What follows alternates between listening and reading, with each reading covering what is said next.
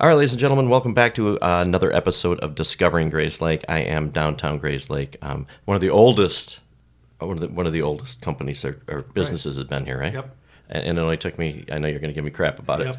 it. we had to wait 70 episodes? 72, I think, or whatever. 70 Wait a minute, let's see on the badge. Oh, no, don't look. 82. Yeah. 82. 82 episodes to find a business that's been here 122 years. Yeah, and then we skipped 20 episodes and we're back. Yeah, we're back. So that's good.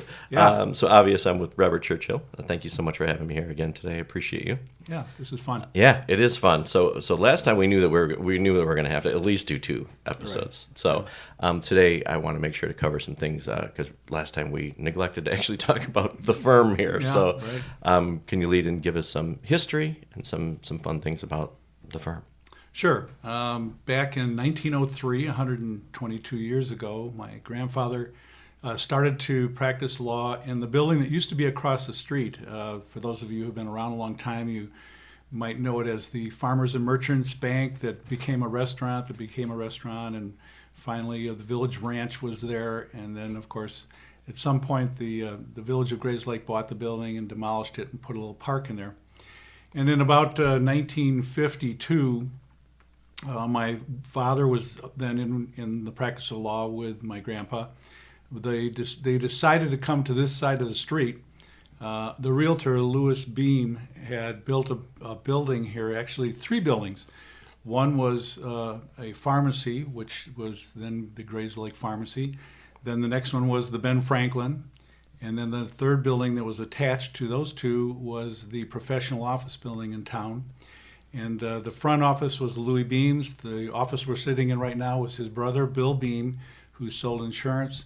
The next office was my dad, and then a secretary, and then my grandpa. So that's 1952.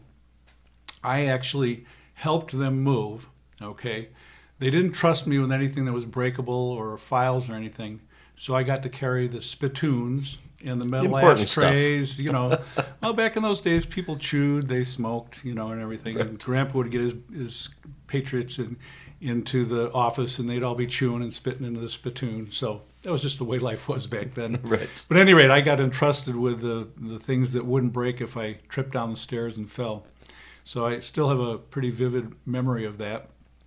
And then, Dad was here for 45 years. Grandpa was here maybe a little bit longer, and then he passed. And then when my dad was still here, my cousin, John Churchill Baumgartner, came into the firm in 1960. And my dad finished up about 45 years and passed. John Baumgartner has done 45 years, and then he's retired. He's still alive. A big fan, he and his wife were big fans of the Historical Society here in town and spent a lot of time and effort on that. His wife, Lori, was a teacher at what we just called the Grayslake Grade School, but became Lakeview School. Right. And now is Westlake Christian Academy. So she was a teacher there. So John was here for about 45 years. I came in and practiced 13 years with my dad, which was just a blessing to have, be in the business with your father, as he had been in the business with his father. And my brother, Bill, came in 5 years later.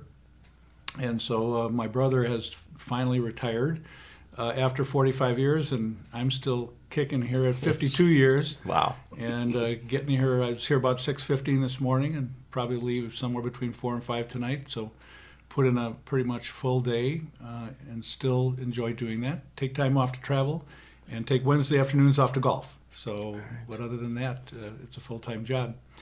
But as the time has gone, we have grown, and we now have 9 lawyers in the office and a staff of 8. So I like to say that every day 17 people come to this corner, and many of them go out for lunch. They wander up and down to the little shops and the beauty parlors and everything in town. So we feel like it's a small economic engine, but it's a part of Grayslake that, we can bring in dollars to downtown Grayslake. Everybody shops pretty locally because they're all from here. Right. Their kids are in school and sports with other people's kids, and they go to the churches, and they're just a part of the community. But so we, with the 9 lawyers, we have several things that we do and some things that we don't do. So it's easier to say what we don't do. Okay. My grandfather did not want to do any divorces. Back in the early 1900s, nobody got divorced. It would have to be a problem. He did not want to do any bankruptcies. Back in that time, it was, people didn't go bankrupt. You just didn't. That was a bad mark against you. And he didn't want to do any criminal law. He just didn't want to have somebody sitting in his office, waiting to see him, who had committed a crime, and then all of a sudden the next person coming in was one of his old, farm widows or something. And Sure. It's like, we're not going to cross paths like that. So we don't do those parts of the law anymore. But we've always been kind of based on real estate, probate, and civil litigation. And that's where we are today. We have 4 of the lawyers in the office do litigation. They're in court all the time. One of those specializes in doing appellate work. The system is such that if you have a trial and you don't like the result of the trial, you can try to appeal it if you have grounds. Go to the appellate court, and then either the state court or Supreme Court or nationally. We'll talk about that in a second. Yeah. And so one of my partners does appellate work. Other attorneys like to try cases, but they don't like to do the research and the writing that it takes to do appellate work. So we do appellate work for a lot of the law firms in Lake County that are happy to turn it over to us. Probably our most famous case was one that my cousin John Baumgartner had that went through the federal system and eventually ended up in the United States Supreme Court. And then it was a case about a very small piece of labor law that had been in existence for 40 years, and he overturned the law. So the Supreme Court came back on his side and ruled in his favor. Wow. He spent about 2 years preparing to go in front of the Supreme Court.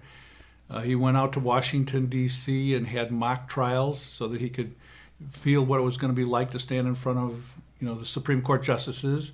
Make sure that he called each one by the right name, and he knew the proclivities of each one of the judges, which ones might ask him certain questions. Prepared for pretty much every answer that they could figure there was a question. He was prepared for the whole thing. I actually went with him to that. My job was to take care of the client, who was paying the money to do this. Okay. So arranged hotel rooms, arranged for a luncheon after the court hearing, and put all the arrangements together. And when I was there, I got sworn in as a member of the Supreme Court because I was there. And the first thing they do is they swear in people who want to be members of the Supreme Court judiciary. So I did that. I'll never in my life, I think, ever get a case in front of the United States Supreme Court. But the court only hears about 100 cases a year. And the cases come from all over the world. You could have something that was, a contract in the United States, but it might be with Saudi Arabia or something, and a government might come to the Supreme Court here and say, we want to have this case, heard in the United States Supreme Court. So figure 100 cases a year is not a lot. No. So to get, called to actually come before the United States Supreme Court and then to win is very, very rare. John and his comments about that and the case were in papers all over the world, Wall Street Journal, all major newspapers. Other countries had about the case in it. And there were only 2 papers that did not include anything about the case. One, of course, was the Grayslake Times, and the other one was the Waukegan News-Sun. Really? Well, we had too much news going on in Grayslake for the Grayslake Times at that point. But what did they say? They never allow you to speak in your own hometown or whatever because they don't believe you. They knew you. Right. Yeah, you grew up here. I'm not listening to you. So your biggest thing didn't make the local papers there. No, but all across the world. Yeah, right. Okay, the world got it, but unfortunately we missed it. Interesting. So, at any rate, so we have a litigation arm that is constantly busy. You'd hope that people wouldn't always be fighting over stuff, but they are. Yeah. A lot of contracts, litigation, mechanics lien, things where contractors provide services to a homeowner and the homeowner refuses to pay, and then you have to go through the mechanics lien process, evictions, all those kinds of things they're civil matters, not criminal matters. So they do that. And then there are 2 of us in the office that do a lot of real estate. One of my partners does only residential, some commercial real estate. I do some residential, but a lot of the commercial real estate that comes in. So if there's a company buying a piece of property or selling a piece of property, I think my partner right now is working on the deal that Grayslake approved the other night for these data centers, and that's major dollars. At your event, which was very nicely attended. That was fun. Right after the village board meeting, all the trustees came running over, and every one of them wanted to tell me about how much money was going to come into the local school districts and the village and everything. It's a great deal. You know what's funny is that we can remember that night by that happening. Next down the road, it'll just be that the data center's been there forever. And we remember the night that it got approved. Yeah. But so that's she's great. working on that. And then we have, there are two of us that do estate planning, wills, trusts, and that kind of work. And so I do probably more than 50% of what I do is estate planning. Okay. Maybe it's just because I'm older and people come in and like, oh, okay, you're not just some young 20-year-old trying to tell me how to set up my estate. Sure. You've lived life. You've lost your parents. You're in the same situation, and we all tend to. It's strange when I find out their ages, and it's always right around me. Right. But except for one thing, and it's kind of an interesting twist that people don't know.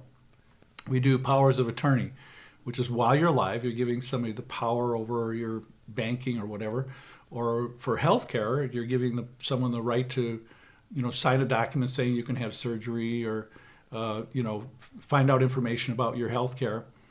And one of the things people don't think about is when they send their kids to college. If your kid goes down to college and they get sick and they're in the infirmary and you're a parent and you go down there, there's a good chance that they won't allow you to have any input into what's going on, or maybe not even give you any of the records because you're not authorized to do that. So we write a lot of, especially in the fall as kids are going to college, we write a lot of powers of attorney for healthcare. For basically the kid is saying, hey, give my mom the information. If my mom doesn't come, give my dad the information, and they set that up. A little twist that people don't think about. I would never know that in a million years. Until you find one of your friends that their kid was sick and mom went down and you wouldn't listen to her. Okay, so that's not something that you want to have happen in that time.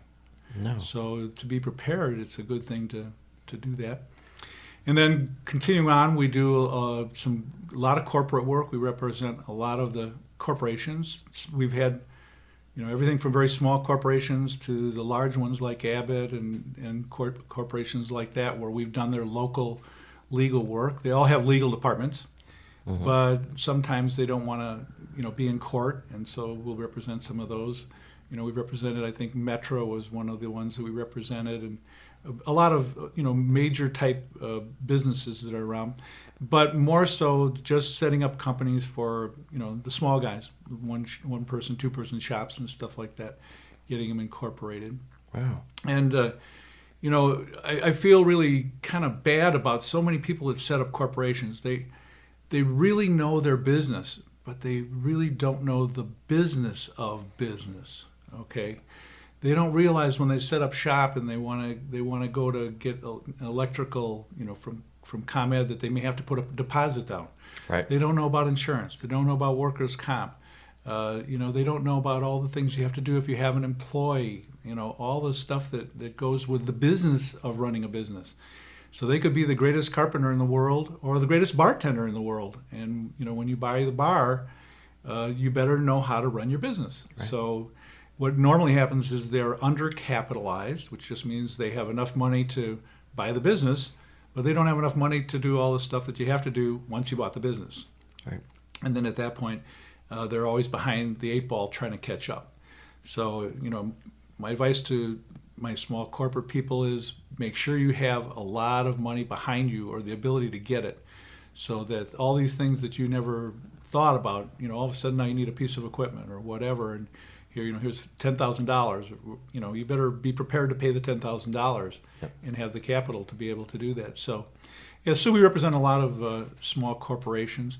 We do some government work. So once in a while, you'll see me or one of the people in the office in front of a village board doing an annexation or changing the use of a certain property or Maybe there's a difficulty with how the business is being run and the village doesn't like it, and so we'll get hired to do that.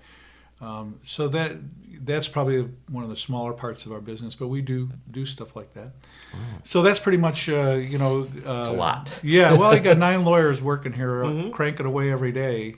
So there are a lot. We have a lot. You can't show my office, but if they were to look around, they would realize there's not a square foot that's not in the center of the room that isn't covered with files. This is true. And then most of the stacks are a foot deep. So wow. Okay. That's all active. Everything active. Wow. So I love like random things like this.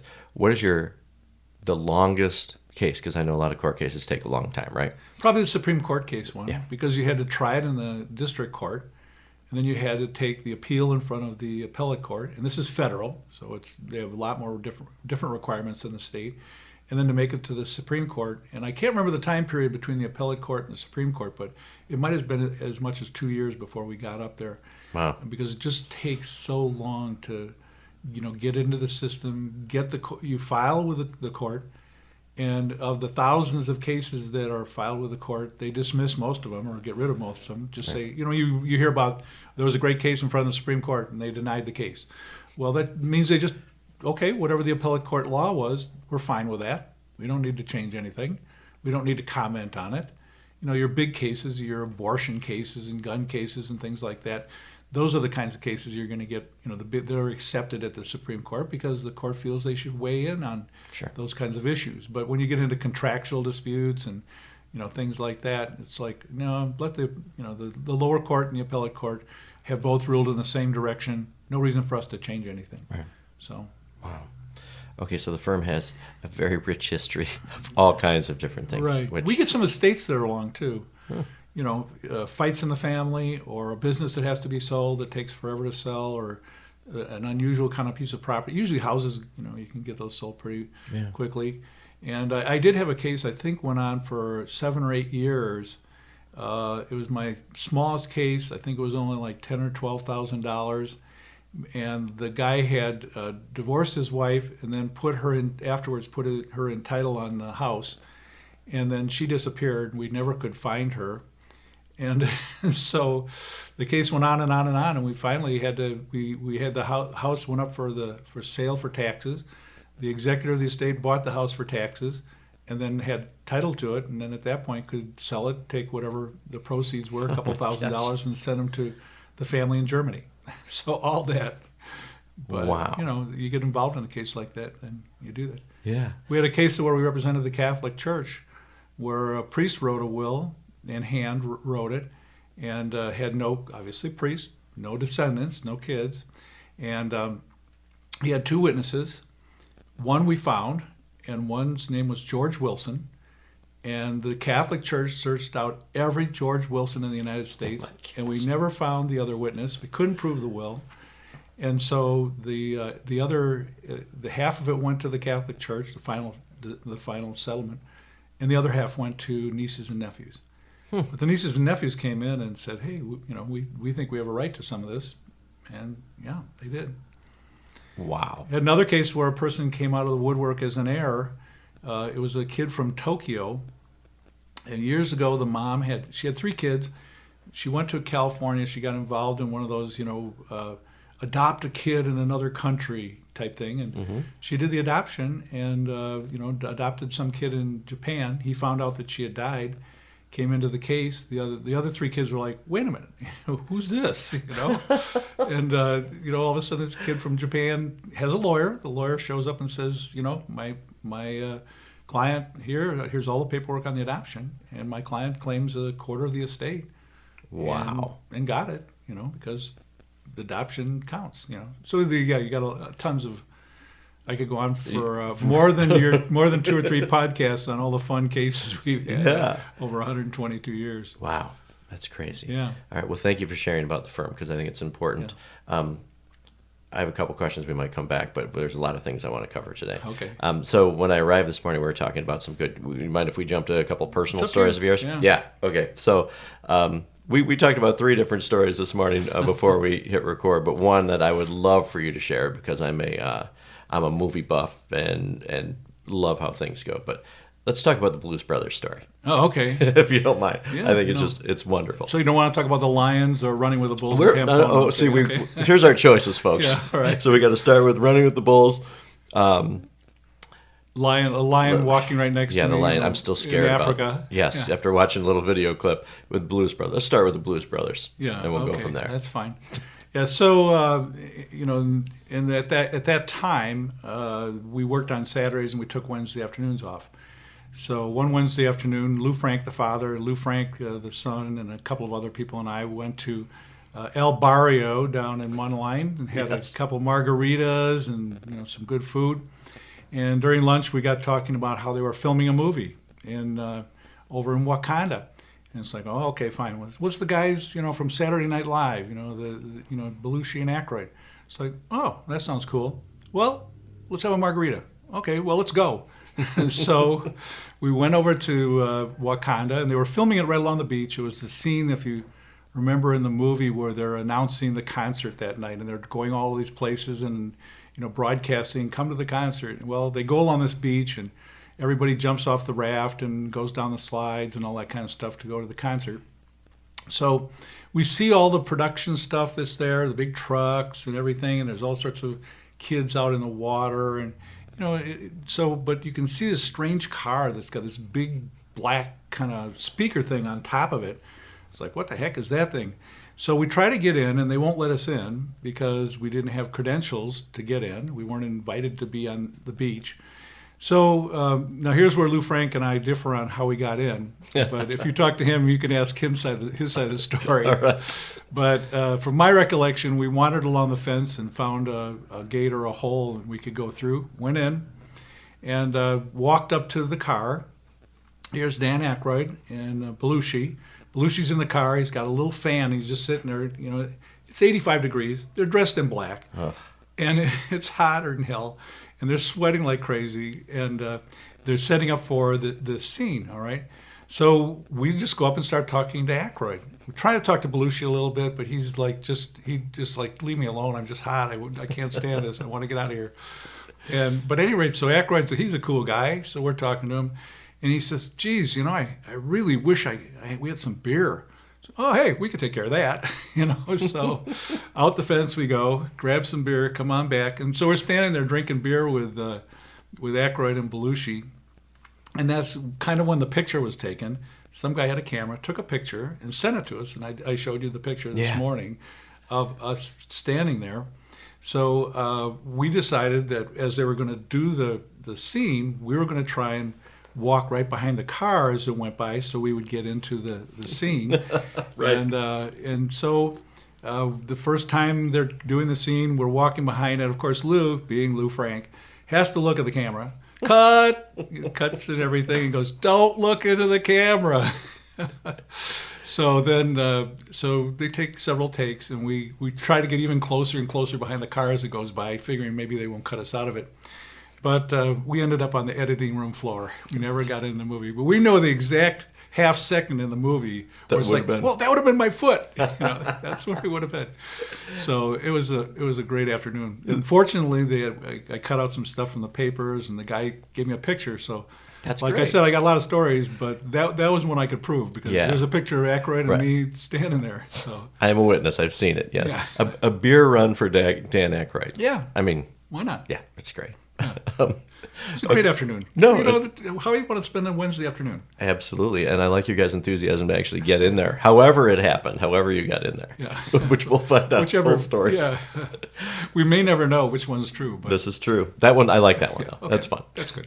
All right, so the other things we're talking about, running with the Bulls. Like hey, who did you go with? And I want to know the conversation that happens before you decide to do this. Okay, so my roommate from law school, who became my law partner and became a judge here, John Phillips, was a huge Hemingway fan. So when we were in law school, he was always reading Hemingway, talking about Hemingway, and we had another friend who was his, I think, pledge son or something in undergraduate school. And it was like, we got to go to Run with the Bulls because that's all about, Hemingway did, 2 or 3 books where he referenced it, but he did one where it was just about this, maybe Death in the Afternoon or whatever it was called. And so it was always like, we're gonna go run with the bulls. We're gonna go run with the bulls. So then finally it was like, okay, we're gonna go run with the bulls. Let's do it. So I had a tour guy, and I went to him and I said, I need, we try and put together 3 airplane tickets and the hotels and all that kind of stuff. And we put it together, and we went to the Festival of San Fermin. And we were there a day or two before the first run. And so the first run, we decided we didn't want to run. We wanted to watch it and see what it was going to be like. So it goes into the bull ring, and the bull ring is like a coliseum. Okay, so we went up to the top floor of the coliseum, and the bulls come through the streets, and then they take a left turn and they go down a ramp. They go through the entryway to the bull ring, and then come out in the middle of the bull ring where they fight the bulls. Okay, so we went up above that and we watched, and we saw some people trip and fall, and there was a big bunch up, and the bulls were just kind of, running over these people, and it was just like, oh my goodness gracious. Right. So they run at 7 o'clock in the morning, which means that you might still be hungover, but Possibly. You probably haven't started drinking quite yet. So, at any rate, so we decided, okay, we're doing it the next day. And the bulls are in a containment area, which is a mile away from the bull ring. The people start in the middle of one of the squares, which is a half a mile away. So you're going to run a half mile at about the same time that the bulls run a mile, okay? Mm-hmm. So when they open the gates, there's a big, firework goes off, boom, okay? So the gates open. Then when all the bulls are out, there's another boom to let you know that all the bulls are out. Now, if they all run together like in a herd, that's pretty good because, you're not going to have stragglers. But when you hear the booms are a long distance apart, 2 went out, then 1 went out, then 3 went out. Okay? Oh, man. And then at that point, you're running in one direction with a bull behind you, but there could have been a bull that went past you and turned around and is now coming back the other way. So as you're running, you got to be watching in front of you and behind you to see where these things are. Right. So at any rate, then we're getting ready to run. The Guardia Civil with their big hats on and everything, they come to each one of us, take our hats off and everything. It was only guys could run, and they wouldn't let anybody over certain ages run. Like, I couldn't do that now. So, what will you never do again? Well, never run with the bulls again. Right. So, and they want to make sure you're not drunk, or, there wasn't a lot of drug. This is the mid-'70s, so it wasn't quite as bad, right. And we're, in Spain. So you wouldn't want to get in trouble with the Guardia Civil. No. But at any rate, so once they're ready to go, the rocket goes off, and I'm, most of the Spaniards over there, we're all dressed in white shirts, a red, scarf around us. Some had hats, some didn't have hats. But the Spaniards are fairly short. I'm like 6'3", and so they come up to about my armpit. So I'm running, and I was in great shape, and I ran, and I actually got down the ramp and into the bull ring about a minute or so before the bulls actually came. Now, my partner, John Phillips, he hung back a little bit, and he had to duck into a doorway as they came by, and my other partner got into the ring just before the bulls came in. The bulls come into the ring, they run across the ring, and they go through another gate to go, back into the corral, because those are the bulls you're going to fight. The bullfighters are going to fight in the afternoon. Yeah. So, and then they put out some younger bulls that have like boxing gloves on their horns, and you can go down and you can pretend to be a bullfighter with them. And if they hit you, they can throw you, or they're going to bruise you maybe, but they're not going to kill you, okay? Right. So anyway, so everybody's down in the middle of the bull ring doing this fun kind of stuff with the bulls. So it's, that's 7 o'clock in the morning. So by 8 o'clock in the morning, you're already sitting at the restaurant having vodka to celebrate the rest of the day. And you're still alive, too. Yeah, you're still alive and talking. I mean, your heartbeat's still beating as fast as it can, and you're breathing hard and everything. It's like, oh my gosh, that was just, so exhilarating. All right, we're going to do it tomorrow morning. So we get ready, and we're going to run the next morning. So now I'm thinking, this is crazy. I didn't get to experience the real exhilaration of this. So because you were too fast. I was too fast. Okay. So it's probably a smart thing, Bob. Yeah. Well, at any rate, so I hung back a little bit, and then I could hear the hoofbeats behind me. All right, and it's like, oh crap, and I can look ahead and I can see, oh wait a minute, here comes the ramp down into the tunnel. So then at that point, it was light a fire under my ass and get me moving, Right. So I'm headed off, and I made it down the ramp. And then as I got into the tunnel under the bull ring, I could hear the hooves on the ramp coming down behind me. So every burst of speed I possibly could. It's dark in the tunnel, but the white is at the end. They always say you can see the light at the end of the tunnel. Right. Yeah, well, that's what I saw was the light, the bull ring, and all the seats and people across the bull ring. So as I basically exited from where the ramp where the bull ring came into being, so I could jump into the ring itself, I'd say there was probably a bull's horn, maybe a foot and a half, 2 feet behind me. Wow. I mean, it was happening so fast, and all of a sudden I got to the light at the end of the tunnel and threw myself to the left as hard as I could, and right behind me was like, rump, rump, rump, rump, and the hooves went racing right behind me. So, yeah, so that was a double vodka day. Right. I was going to say, at least. Yeah. Wow. How fun, though. Yeah. What a great experience. How old were you then? Probably 28, 29. Okay. You're a crazy Still in 28, pretty good 29-year-old. shape. That's good. Still pretty good shape, So. I guess so. That's great. Thank you for sharing that. Yeah. Okay, so the other thing I want to talk about, too, is that when you're shuffling through there, I saw a ticket there that looks like a boxing match with Muhammad Ali. Yeah. Okay, how does Again, another trip with my roommate from law school, just the two of us. Went to Southeast. He was in the Air Force, so he was stationed in Korea and South Korea, obviously.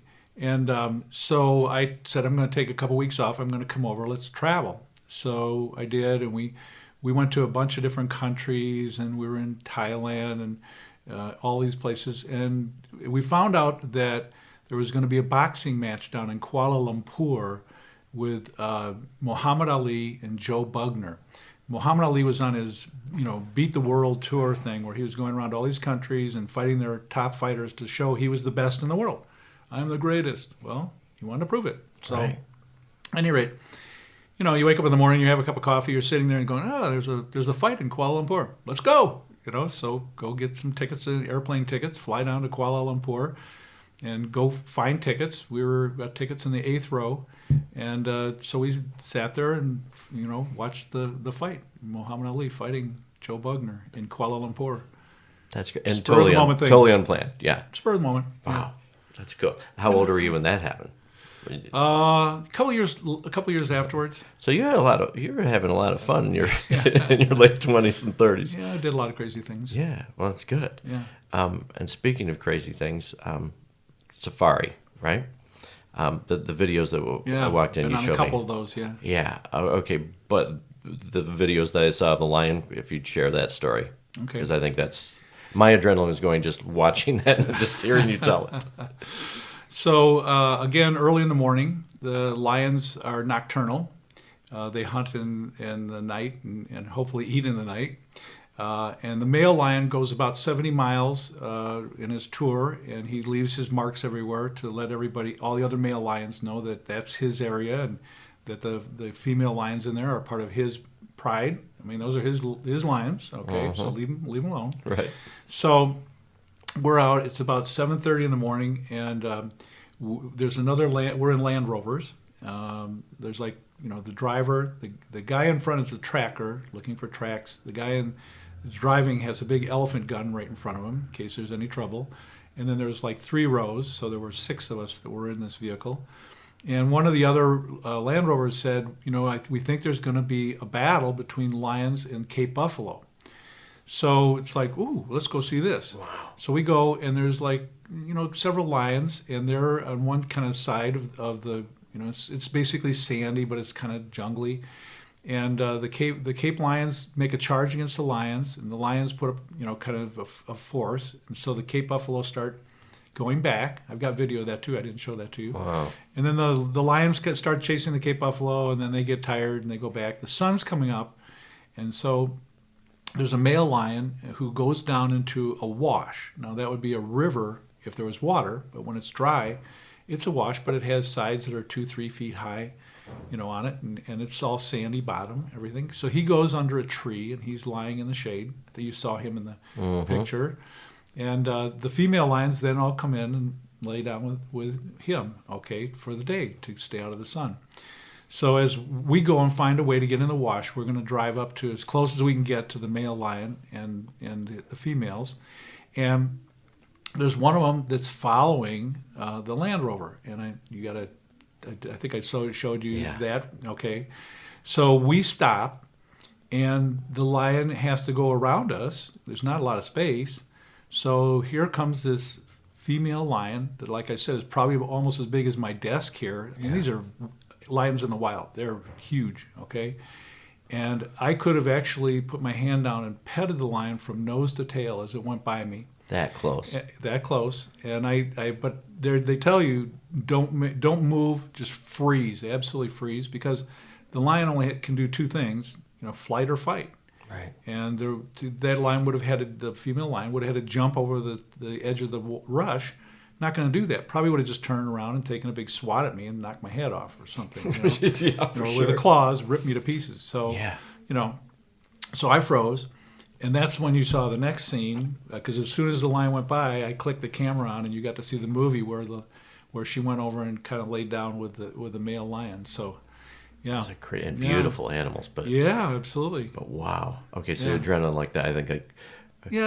We didn't drink alcohol that early in the morning in our Africa trips, but if we'd been in Pamplona, Spain, probably would have had another probably. Yeah. So on those, so you go around so that the tracker can find out. So you're seeking out to see the wildlife. We're seeking wildlife. Yeah, I've got a bunch of other pictures where we tracked down a mother cheetah. We found a kind of half-eaten animal, and the guide, who was the driver, said, "Look, if there's a half-eaten animal, the mother cheetah, or we thought just cheetah, was going to be around here someplace, because they're going to come back for the rest of that meal." Right. All right. So we moved up a little closer, and all of a sudden we looked up in the trees, and here's a baby cheetah. Had gone up in the trees, and it was sound asleep, just laying there. Got a picture of that. That's cool. And then we could see where the mother cheetah was, kind of just watching to make sure that, that no animals came up to get after her kit. So.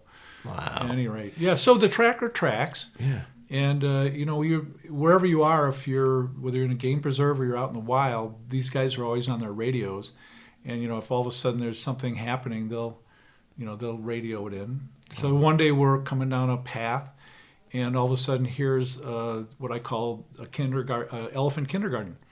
Here's 4 or 5 female elephants, grown, and baby elephants, and they're surrounding the baby elephants to protect them from maybe male elephants.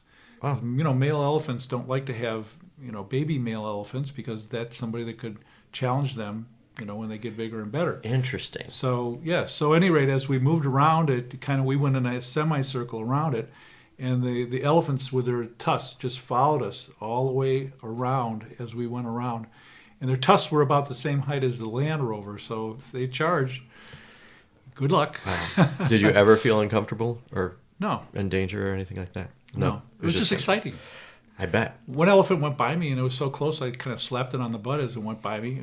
It probably felt like a fly landing on it, Right.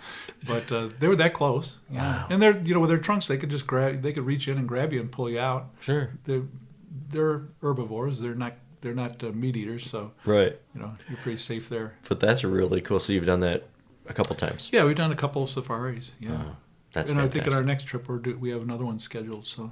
Good for you. Exciting. Just to stay away from the lions. Yeah. I don't want any more closer videos than you already have. Well, you're always looking for the cats. Yes. Lots of elephants, lots of giraffes and zebras, and all of the smaller deer-type animals that you have. They're all over the place. But and then you go in the water, the hippos are there, and they're actually the most dangerous animal in Africa. I've heard that. Yeah, they are also vegetarians, but they have teeth that are about yay big, and if you're in the water, they'll grab you in their jaws and they just crush you. So or take you down and bury you. Yeah, I think I'd rather swim with alligators than I would with hippos. Yeah, you just get crushed instantly. Yeah, Wow. So I've got a bunch of picture of hippos in the water. And that's awesome. You know, what cool trips. You can't take that. Yeah. Wow. That's awesome. All right. So let's shift from where we're at now. And I know the last time, the one thing that we really want to talk about is our George Bailey stories. Oh, okay. Or we call them stories? Project, George Bailey That's projects. Kind So I find it very, very interesting. This is the part that I've been waiting to talk to you about. Okay. So. Well, I want to step back just a half a step on that. There's a thing called the butterfly effect. Mm-hmm. That there was a scientist, I think he was from Mexico, maybe 30, 40 years ago, tried to show how the butterfly flapping its wings could, because of what happened, and this animal changed that, and everything changed because of that flapping, and it eventually ended up creating a weather storm in America or something like that. Okay, right. That was, I think, the theme of it. But just to say that everything that happens, whatever happens from that, that's the beginning of something else that happens, okay? Yes. Now, you use this all the time because at the end of your podcast, you say, hey, you don't know what your neighbors are going through, do something kind to a neighbor, okay? Well, that's the butterfly wing effect is what you're hoping is that act of kindness then maybe makes their day a little bit better. Then they smile at a cashier, they give another extra $1 tip at the restaurant, or what, and so that impacts things all the way down the line. So, as you know, I was very fortunate I was blessed to serve in the Illinois legislature for 20 years. And I was pretty much in a leadership role from the beginning. I was a whip and a deputy leader and an assistant leader, and then eventually became the majority leader of the Illinois House. So, when I was in that capacity, it's like, what can I do to make things better? What are the things that I can do with the power I have and the ability that I have in state government to do things?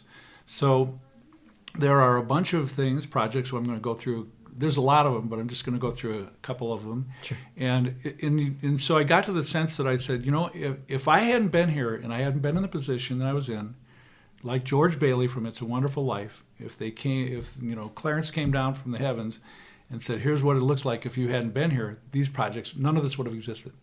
Okay. Love it. So it's stuff that I wasn't the only one that did it, but by putting other people together and creating the right scenarios that we could do that. So the first one I just want to talk about is the North Point Marina in Winthrop Harbor. So when I was elected, there was just sandy beaches in Winthrop Harbor, but everybody wanted to have a marina in Winthrop Harbor. And the legislators that were there had kind of a small effort to try and do that, but it was just too much of an effort to actually get it done. So I said, all right, how are we going to do this? All right. So the first thing was that you had to build up kind of good graces with the members of the legislature so that they would vote for such a project, because it was going to be expensive, all right? And so there was a group that had been formed, a local group, and I tied in with them, and we sat down and planned this whole thing out. So we invited all the legislators to come up to that area, stay overnight at it was then a Holiday Inn at the state park, and we took anybody that wanted to go coho fishing on Saturday, and then we got tickets for them through the grace of Great America to go to Great America with their families the next day. All right. Nice. So that was just to show off, and then part of it was, okay, here's the beach. We got the ships out here. Here's the beach. That we would love to someday have a marina here. Sow the seeds in their head. And of course, at the end of the trip, it's like, hey, listen, when you need a yes vote on that Winthrop Harbor thing, you tell me, I'm going to be there for you. Right. So we did that a couple years, all right? And then we were kind of in an economic downturn, so it was no way that we were going to get the money. It was $52 million to do, this marina. Wow. And so, again, trying to work things out. One of my favorite governors was Governor Thompson. He loved to build things. So I went into his office, and we talked this out and tried to figure out a plan. And so the plan eventually ended up as this. The state was going to loan the marina $52 million, and then from the boat fees that were going to be charged, the state would get its $52 million back. It was basically playing bank for a project. Now, state projects don't do that. They just fund them. There's never a payback provision on it, okay? So, at any rate, we put the deal together and passed it through the legislature. And the project was born. And if you go to North Point Marina now, you'll see one of the most beautiful marinas. I just did drone photography there about a month ago, and it is gorgeous. Absolutely beautiful. Yes. It was just done well, and the ribbon cutting, of course, everybody came and took credit for it. It's okay, I don't care, But Governor Thompson was there and cut the ribbon, and it turned out really well. And I never really afterwards tracked, the money being paid back, but it had to because there was enough of a profit from leasing out the boat spaces to be able to do that. So that was one. If I hadn't been there, nobody would have ever put it together. Nobody would have ever sat down with Jim Thompson and work out the funding of it. Right. And nobody would have brought the legislators up there and sold them on the project. It just never would have happened. Okay. Yeah, that's very cool. Another thing, flipping to the other end of my district, my district went from Lake Michigan to the McHenry line. Okay. And all along northern Lake County. I had about a third of Lake County coming down to here in Grayslake. But the chain of lakes, all right. Every year there were reports that would come out. IDOT was in charge of the chain of lakes. And it would come out with a report saying, the process of eutrophication is taking over. Eutrophication is the taking of a lake and the silting in and eventually becoming a marshland and then becoming a swamp and maybe becoming a bog. But it's no longer a lake. Okay. So what are we going to do to preserve the chain of lakes? Okay. So the state would give us a little bit of money, and so there was some police force here and things like that. But this was going to take something that was going to be a lot bigger if we were going to try and stop the process of eutrophication. Every time there was a huge rainstorm in Wisconsin, the farm fields, a little bit of that silt would come down in the water, and it would come down the river, the Fox River, come into the Fox chain, and Grayslake was becoming more shallow and more shallow. So I sat down with the Republican chairman over in McHenry County, Al Jordan, and a state senator, Jack Schaefer, and the three of us said, "What are we going to do about trying to save the chain of lakes?" So eventually we worked up a theory. Let's create a governmental unit that is in charge of this, that then we could ask for funding, to have the funding come down to be able to do some projects on the chain of lake. And so we created the legislation, passed the legislation, and it had to go up for a vote on to whether or not to create the district. So Jack Schaefer took the McHenry County side, I took the Lake County side, I went through precinct by precinct. Okay, this is a precinct that probably they don't have any boats, so they're not going to care about the chain. Right. Here's a precinct where these guys, you drive down the street, they're all boats out in their yards, so these people care about the chain. So I created the district, gerrymandering it around to try and put everybody in the district who would vote yes. All right. Mm-hmm. So the vote went up and it passed, and so that was the Fox River Waterway Chain of Lakes Agency, now just the Fox Waterway Agency. Yeah. And so then we went back to Governor Thompson again, took the first president of the agency, and I went down, sat in the governor's office, and said, look, we need to get some funding for this. And so again, well, there's not money to pay for dredging the chain of lakes. So it's like, well, what can we do? So Thompson's like, well, maybe we could buy the barges and lease them to your agency. All right, and then we'll give you some money so you'll have the ability to get some employees to go out and dredge, and that's what's happened. So then we had to buy the sites to put the dredge stuff. We had to find a place to put it, and then they could sell some of that because it's beautiful soil. So there are people that would buy that. So that all worked out, and for years then these barges went up and down on the channels and dredged out the channels, and you could see them if you go out there sometimes. I think the last one I saw was in Grayslake. They had a big tube on the top of the water, and there was a barge, and it was sucking up the soil in a part of Grayslake and taking it out to try and save the chain of lakes. Wow. Again, that's a huge project. Huge project. Again, if I hadn't been there, would it have happened? I don't know. Right. Maybe somebody might have done it, but maybe not. Right. So you look at stuff like that. That's really cool. Yeah. So another project was for the village of Volo. All right. Now Volo was not a village. All right. So this is kind of a fun story. Mm-hmm. So IDOT's going to put a 4-lane highway right through the middle of Volo, okay? It's going to come right up to the steps of the Catholic Church, the highway, all right? So the priest there is not real happy about it, but it's just an unincorporated area. There's no village. So there was a guy, Burnell Russell, who took the lead on it and came and sat down with me and said, they're going to put this road right through the middle. What can we do to stop it? So I researched it out, and I said, well, if you were a village, you could put in an objection, and then they would have to move it, all right? But you're not a village. So I said, well, how can you be a village? Well, you have to have, I can't remember the number, X number of people and have a referendum to create the village. You don't have X number of people, so you can't become a village. So I went in and I put a bill in the legislature that for a brief period of like a month or 2 months, if you had more than 300 people or whatever it was, that you could pass a referendum and become a village, okay? So the bill is in the legislature, and it passes the Senate, comes over to the House. I'm in the House. Madigan's in a big pissing match with all the Republicans, so he doesn't want to call any of our bills. So I'm sitting on the House floor, and I get a tap on my shoulder, and I look around, and it's the father. And Father, I said, well, how did you get on? He goes, oh, they always let us priests on the House floor. Okay, fine. He goes, where's our bill? I said, Madigan's got a brick on it. I can't get the bill called, okay? He goes, oh, okay, all right. So he disappears. About 10 minutes later, Madigan comes into the chamber, goes up into the podium, the little hammer, taps the hammer, and he goes, Representative Churchill, do you have a bill you want to call?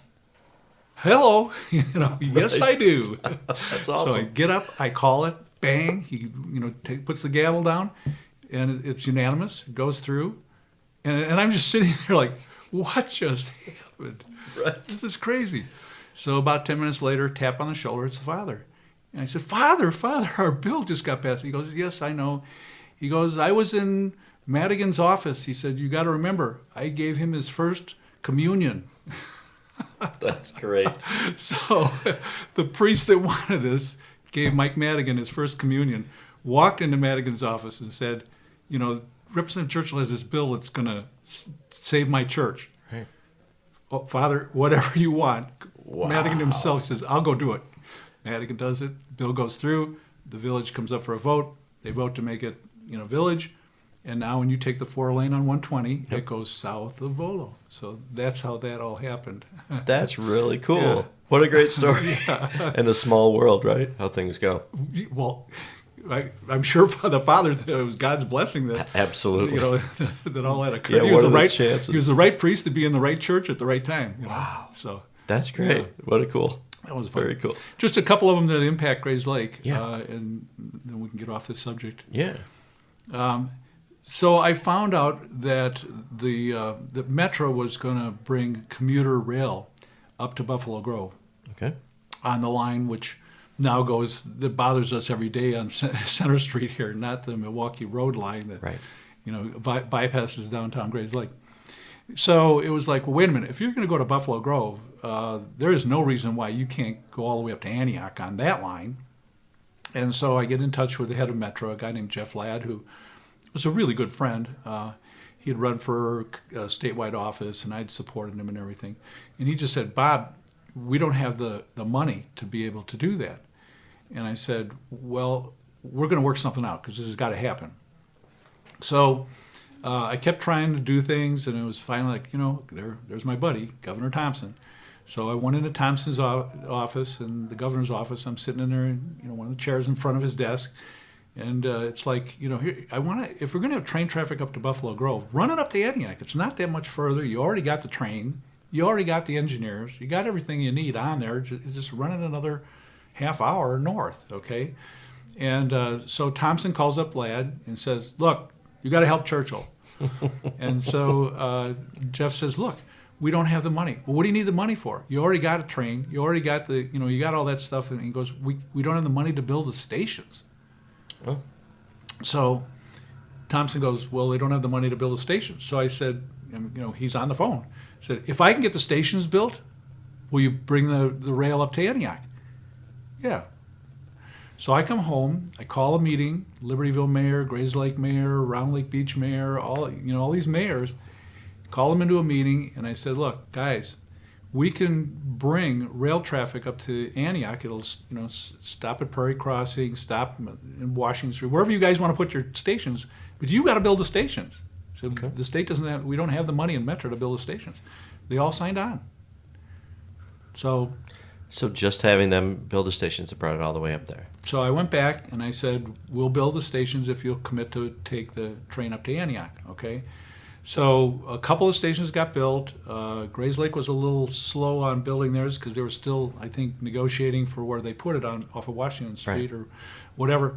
I mean, I always thought it'd be really cool to have it in downtown Grayslake, but that just, you see what happens in downtown Libertyville. It's just a mess when the train is sitting. It's a mess. Yes. So it's like, maybe that's not the best idea. So Yeah, and it's kind of a nice spot. It's kind of convenient, right? yeah, for people, the people on the south end of Grayslake and south and west of there can go to the one off Lake Street, and the other one, other people can go off the one off Washington Street. So, so we had the big ribbon cutting. We had the inaugural ride from Antioch down to the city, and Nice. it was kind of fun. But That is cool. yeah, so there's another thing. Wow. That was totally me. Nice. Nobody else was involved in that. That's And awesome. then the last one I want to talk to you about Yeah. is the University Center. Okay. So this all stemmed from the fact that my then wife came out of CLC with a bachelor or the 2-year degree, and was trying to figure out where in the heck she was going to go to get a 4-year degree. And it was either a private school, Barra or Lake Forest College, which at that point was very expensive, or she would have to go down to the city, or she could go to Parkside in Wisconsin, up in the Kenosha area. And she chose Parkside. So she had to go there, to get her bachelor's degree. And it was like, this is crazy. We're the 3rd largest county in the state of Illinois. We don't have a public university that can give a 4-year degree. So I went to this is a several-year project. I went to the CLC board and I said, look, this would be my dream to have this become a 4-year college. All right. And so they thought about it, and they came back and said, Bob, we'd love to help you out, but we have a mission. It's to be a 2-year college. We're in the statutes like that. Everything's running well. We don't think we could go on to become a 4-year college. So then I went and sat down with Stan Eikenberry, who was president of the University of Illinois. And I said, what would it take to get University of Illinois to come up and put a campus up in Lake County? And they thought about it, and they came back and said no. So I sat down with Northern, I sat down with all the public universities and said, I would like to have something up in this area to allow kids to stay here and get their 4-year degree. Right. So it just wasn't working out. But the guy who was the lieutenant governor, a guy named Bob Custra, dear friend of mine, and he has a PhD in education, and he had been a school administrator or whatever, creative guy. So he knew that, we had talked about this and everything. And it's like, could we do something where maybe we could bring, just some classes up here to, CLC, just so there would be classes there where people could say, okay, fine, I can get a history major or whatever, And we kept thinking about it, went back to CLC and said, this is what we're thinking about. And it's like, no, we're not going to, don't think we want to do that. We already set our course. We're staying the course. Okay. So it's going on, and then it's like, well, why don't we create something where all these colleges have access to it, as long as they give the 4-year degree and whatever else. So now all of a sudden, Northern Illinois comes to me and says, we might teach some courses in ABC. Okay, and then all of a sudden, some other local colleges are like, well, we could come up there and we could teach something, but we need a place. All right. Right. So now it becomes a building again. You got to have a building. All right. So I go to the head of the Board of Higher Ed for the state of Illinois, Phil Rock, and I said, Phil, we're talking about this concept, which is an unusual concept of having a bunch of universities teach courses at one spot. And he's, oh, I like that idea. I said, we need a building. I don't, you tell me when you got it ready, kind of a thing, Right. Yeah, I'm not going to tell you got a building and then have one class being taught there, Right. So I go out and I'm talking to all these colleges now, and I'm saying, would you come up and teach, the third and fourth years and anything beyond that? And it's getting some interest. So I go back to CLC board and I say, okay, this is starting to come together a little bit. I can envision maybe, that I can put this together. Can you do this in your facilities? And they said, we're pretty much full up. So it's like, well, you got space, could they lease space, land from you over, across Lancer Way or whatever it's called. Right. Well, we'll think about it. So they thought about it, and they came back and said, well, yeah, you know what? Actually, we think we'd like to have it there. So I'm thinking, okay, I got a green light. No, snag. My state senator had a friend who was a realtor who was trying to develop the land at the old Lakehurst. Mm-hmm. And they thought this was a good concept too, and they would like to put whatever is going to be at this site. So I arranged a meeting in my office with the president of the CLC at that time, and Rich Anderson, who you know, and Yeah. Barb Oschlager, who you probably don't know.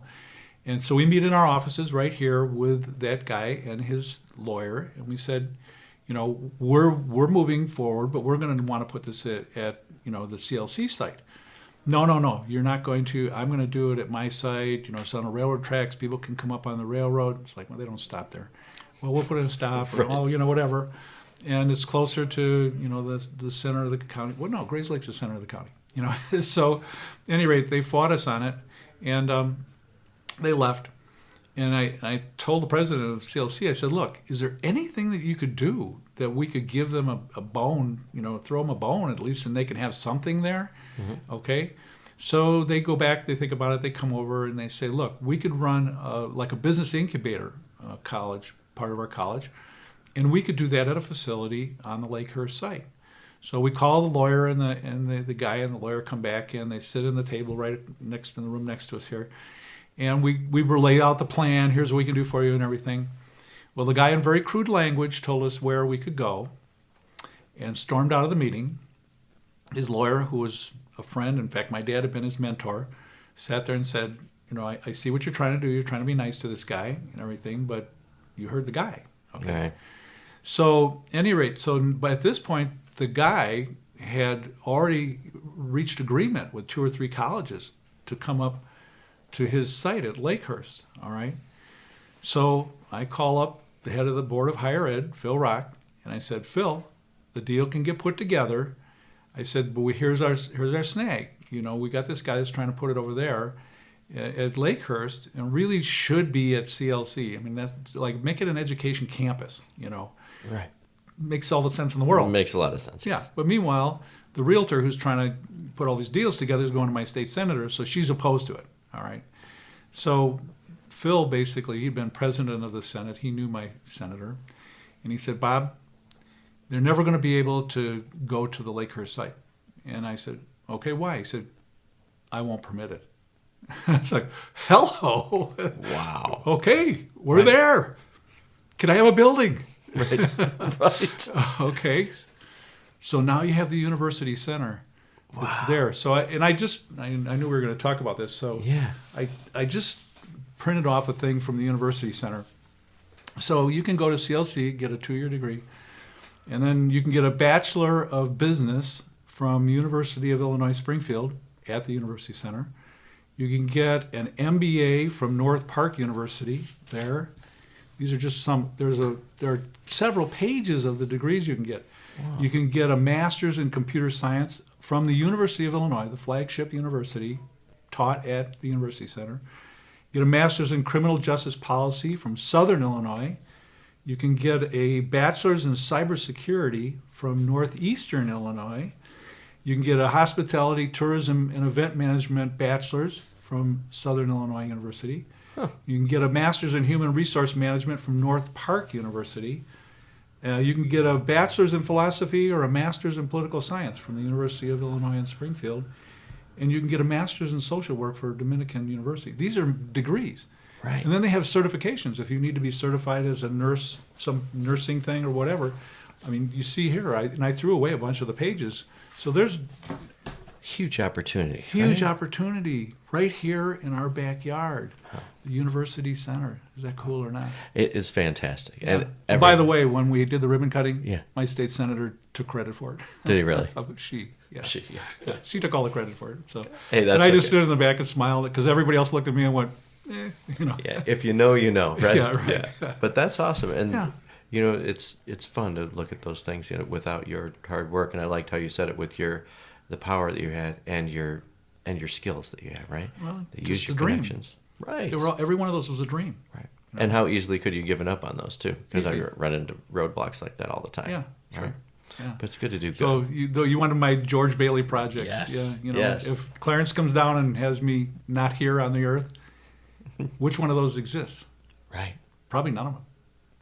So cool. Yeah. So cool. And that's legacy, right? That's the whole thing. It's just very cool. Yeah. Wow. Just fun stuff. No, it's fun. And I accidentally mentioned the George Bailey projects to you, and then you picked up on it, and that's the only reason we're talking about it. Yeah. Otherwise I wouldn't have talked about it at all. I know, and I think it's so cool. But it's cool to look at stuff like that, right? Yeah. Like you look back, and I think that people don't understand, like, because you weren't doing it for that. You were doing it because it was the right thing to do, and you wanted to bring great stuff to the community, Exactly. which is awesome. Yeah. And to have people come along and well, some people are opposed to the things you've done, but Yeah. you keep pushing forward and do it. I mean, once in a while you sit there and think, how many kids got the third and fourth year of their college education there, or got a master's, or got a certification, and it improved their lives, and their lives are so much better now. Yes. And when you go there, you never think about the people that started something.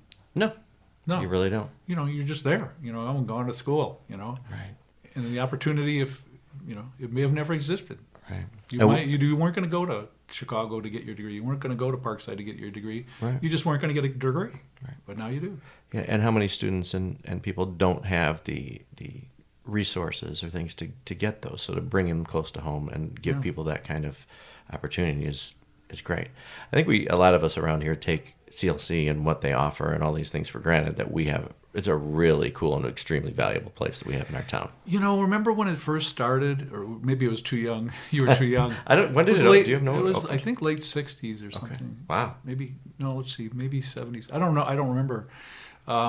It was called the College of Last Chance, CLC. Right. We had a couple other acronyms for it too. Well, yeah, but I mean, everybody looked down on it. Absolutely. But it has become a wonderful institution. I think at one point they had like 19,000 students or people that went through there. They taught at the naval base. They had classes all over. They're in Waukegan. They're down in southern Lake County. It's a wonderful institution and a great start for kids that don't want to go right off to University of Illinois or some expensive college. Spend a couple of years there. The statistics that I was once told by members of the board was that the kids in their third year, the kids who came out of CLC all did better than the kids that started out in the college. Interesting. Because those kids, they partied, they had a good time, they've got their whole social network. Kids that go to CLC, living at home, probably working a job, going to CLC, become a lot more serious students. Yeah. Understand what a buck is worth. And they end up in the third and fourth years, and they do better at these bigger colleges just because of the way they were brought up in an educational system. Yeah. So, And my great resource for Lake County. Yeah. My son's there in his second year. Okay. And all of his friends that go through, the other parents that spent $40,000 a year having their kid try to figure out what the hell they want to do. Yeah. Which hopefully by the second year they have some kind. But But lucky at 40 these years. yeah, seriously. Yeah. So it's cool, and it's cool to see the people that go there, and even from their baseball teams, their softball teams. I don't think people realize how big of a deal and how good these programs are. They're fantastic. Yeah. Yeah. So it's So, good to see. I told you there were a ton of other little things, smaller things, not really smaller things. Brought home $850,000 to build Millennium Park on, off of Sand Lake Road. There's a sign up on my wall there. They named a baseball field after me, the Robert Churchill Field. Do you know what? I think I knew that. I think setting out there, but that's cool. So I brought back to the College of Lake County $7 million to build the Performing Arts Center. Which is a great facility. Exactly, yeah. And that was something that there was a guy who named Charles, Schultz. Charles Schultz was in charge of government relations for CLC. And so he would come down to Springfield and basically lived in my office, hung his coat there, and drank my booze and smoked my cigars. But it was like, we have this dream of doing a performing arts center. So we worked on it for a couple of years. There was a program came up where we could get money for arts things, and got $7 million to create it. And it's called the James Lumber Performing Arts Center. That's right. And so they named it after a Democrat. So I went in front of the board one time and I said, wait a minute, a Republican brings you all this money, do you name it after a Democrat? But Jim Lumber was a dear friend. He was a lawyer over in the Round Lake area. In fact, I represented him when he had cases that he couldn't have been involved in. So I'm glad they named it after him. He was one of the initial trustees of the college. So wow. It was good that they named it after him. But I always have fun with the board, the old board members about that. Yeah. Wow. So you've had your hands in a lot of things and brought some really good stuff here. Stoplights. I hate stoplights. It just impedes traffic. But like the corner of Hunt Club Road and 120 was a stop sign. I remember. It was a death trap. Yes. Deep Lake Road and Grand Avenue. So they wanted to get lights in there. So of course IDOT says we don't have the money. Nobody ever had the money until we made it work. Wow. But so I brought together the Village of Lindenhurst, the Village of Lake Villa, and the Victory Lakes, the product, Victory Lakes Nursing Home. Basically, I was on the Victory board when where we created that. And I said, look, we need lights here because now you got this nursing home, you got all these old people coming out of here, and they're going to get crunched if we don't have lights for them to go through. Absolutely. Yeah, so they each contributed money, and then the state came in and contributed money, and it was enough to build that intersection. Wow. So we put that together. Almond Road and Grand Avenue, another killer, stop sign. Yep. Put lights in there. So like I said, I don't really like having lights, but for it's so safety dangerous. purposes, right? Yeah, some of these intersections are so dangerous. And there's water towers around that I brought and all sorts of kinds of stuff that I didn't put in my George Bailey project list. But it's cool that you get to see, you've had a life where you get to see a lot of the stuff that a lot of us probably take for granted or don't realize how stuff like that happens. Yeah. How did it come to be? Yeah. So I thank you for that. Oh, well, it's very cool stuff. All right. So as we're going to wrap up, is there anything that we want to mention? If I'm assuming that I'm going to be back here before too long, too, just so you know. But I had a lot more pictures of animals in Africa. Yeah, well, now I'll just come I think maybe we just get a bottle of bourbon and look at Africa pictures. Okay. I think that might be fun, too. But I really appreciate everything you do for our community, and I love that you guys are. How much longer are you going to work? Did I ask you that put last in time? my retirement. No, Oh, I you put did? in my retirement age, 95 and a half. 95 and a half, okay. My mom lived to 95 and a half. I figure then I'll give me about 10 more years of good golf before I croak. Absolutely. So with medical science, you never know. I could be golfing when I'm 120. You never. I hope that you are. Yeah, thanks. I hope that you I are. already got a metal hip. Maybe I'll end up with another metal hip and a couple of metal knees, and I'll be out there. Hey, if it keeps you going, that's good. Yeah. No, I like work. I like to come in. We have so many wonderful clients here in the office, and it's just wonderful to sit down with them, and particularly in the estate planning area, plan how their money's going to go down to their kids, and how hopefully they're not going to be in a tax bracket where the government comes in and takes a bunch of their money away, and if they got a special needs kid, creating special needs trusts for those kinds of kids, and there's just a bunch of stuff that we do that it's great to meet with new clients, but I have so many kind of old clients that I pulled out a file yesterday of a guy that has a question. We did his will in 1996. Okay, so it's about time you come in. I had one earlier in the year where they came in. It was one of the first wills I did in 1972. Wow. And doctors and dentists build up a practice because they get people coming back every 6 months. Right. You go to your dentist every 6 months or every year at least, right?